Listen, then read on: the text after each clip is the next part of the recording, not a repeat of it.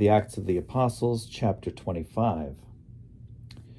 3 days after Festus had arrived in the province, he went up from Caesarea to Jerusalem, where the chief priests and the leaders of the Jews gave him a report against Paul. They appealed to him and requested, as a favor to them against Paul, to have him transferred to Jerusalem. They were, in fact, planning an ambush to kill him along the way. Festus replied that Paul was being kept at Caesarea and that he himself intended to go there shortly. So, he said, let those of you who have the authority come down with me, and if there is anything wrong about the man, let them accuse him. After he had stayed among them not more than 8 or 10 days, he went down to Caesarea. The next day, he took his seat on the tribunal and ordered Paul to be brought. When he arrived, the Jews who had gone down from Jerusalem surrounded him, bringing many serious charges against him, which they could not prove. Paul said in his defense, I have in no way committed an offense against the law of the Jews, or against the temple, or against the emperor. But Festus, wishing to do the Jews a favor, asked Paul, Do you wish to go up to Jerusalem and be tried there before me on these charges? Paul said, I am standing before the emperor's tribunal. This is where I should be tried. I have done no wrong to the Jews, as you very well know. Now, if I am in the wrong and have committed something for which I deserve to die, I am not trying to escape death. But if there is nothing to their charges against me, no one can turn me over to them. I appeal to the emperor. Then Festus, after he had conferred with his council, replied, You have appealed to the emperor you will go. After several days had passed, King Agrippa and Bernice arrived at Caesarea to welcome Festus.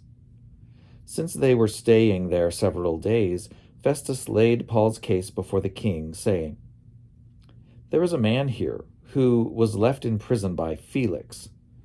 When I was in Jerusalem, the chief priests and the elders of the Jews informed me about him and asked for a sentence against him. I told them that it was not the custom of the Romans to hand over anyone before the accused had met the accusers face to face and had been given an opportunity to make a defense against the charge. So, when they met here, I lost no time, but on the next day took my seat on the tribunal and ordered the man to be brought. When the accusers stood up, they did not charge him with any of the crimes that I was expecting. Instead, they had certain points of disagreement with him about their own religion and about a certain Jesus, who had died, but whom Paul asserted to be alive. Since I was at a loss how to investigate these questions, I asked whether he wished to go to Jerusalem and be tried there upon these charges. But when Paul had appealed to be kept in custody for the decision of his imperial majesty, I ordered him to be held until I could send him to the emperor. Agrippa said to Festus, I would like to hear the man myself. Tomorrow, he said, you will hear him. So, on the next day, Agrippa and Bernice came with great pomp, and they entered the audience hall with the military tribunes and the prominent men of the city. Then Festus gave the order, and Paul was brought in. And Festus said, King Agrippa and all here present with us, you see this man, about whom the whole Jewish community petitioned me, both in Jerusalem and here, shouting that he ought not to live any longer.